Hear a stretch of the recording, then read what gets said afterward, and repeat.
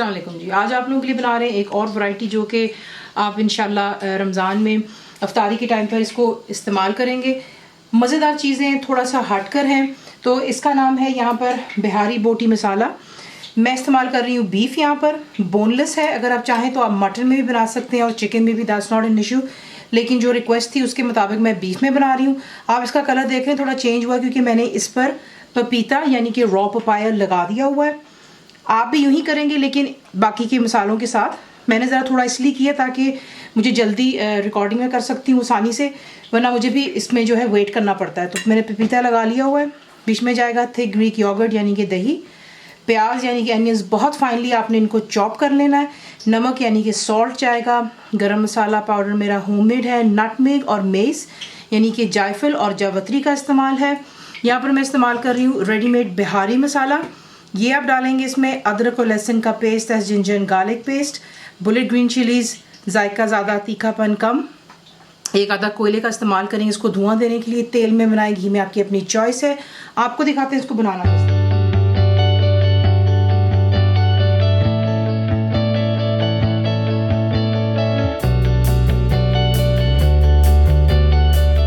अब आपने क्या करना है कि इसकी हम करेंगे यहाँ पर मैरिनेशन। इसमें आप डालेंगे जो कि आपको दिखाया रेडीमेड बिहारी कबाब का मसाला, अदरक और लहसुन का पेस्ट जाएगा बीच में, दही जाएगी,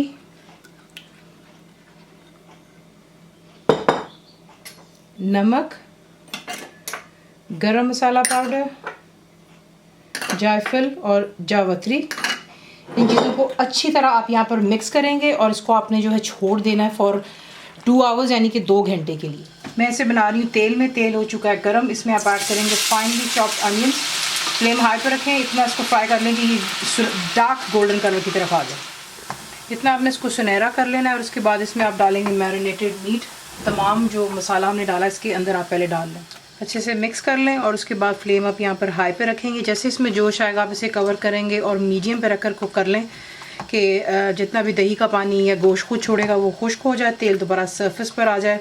अगर आपको लगता है कि ये नहीं गल रहा आपसे तो आप इसमें पानी भी ऐड कर सकते हैं, लेकिन मुझे ज़रूरत नहीं है, ना ही आपको इंशाल्लाह पड़ेगी, क्योंकि हमने इसमें काफ़ी जो है पपाया पेस्ट इस्तेमाल की जो कि इसको ऑलरेडी यहाँ पर मीट जो है गल चुका हुआ है।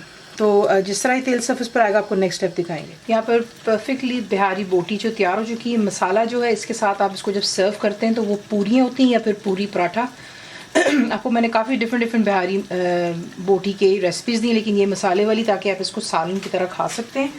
अब आप क्या करेंगे, यहाँ पे आपको मैं एक सर्विंग सजेशन दूंगी। उसमें कुछ यूँ होगा कि प्याज के लच्छे जो हैं पहले आप इसके ऊपर यूँ डाल लीजिएगा।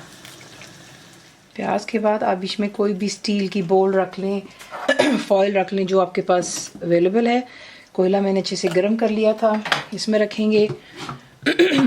इस पर डालेंगे तेल और इसे कवर कर देंगे जब तक ये धुआं बिल्कुल सेटल हो जाए। जैसे धुएं का सेटल होगा आपने इसे मिक्स करना है और इसे डिश आउट करते वक्त इसके ऊपर हम डालेंगे हरी मिर्चें और पुदीने के पत्ते। आप इसे डिश आउट करेंगे, जैसे मैंने आपसे कहा, पुदीना और हरी मिर्चों के साथ में सर्व करेंगे, इसे पराठों के साथ या पूरी पराठा। कंप्लीट रिटन रेसिपी के लिए आप जाएंगे मेरी वेबसाइट पर which is cookWithFaiza.net पर। ज़रूर बनाइए। आपको कैसा लगा दुआ में याद रखें। And thank you for watching the video.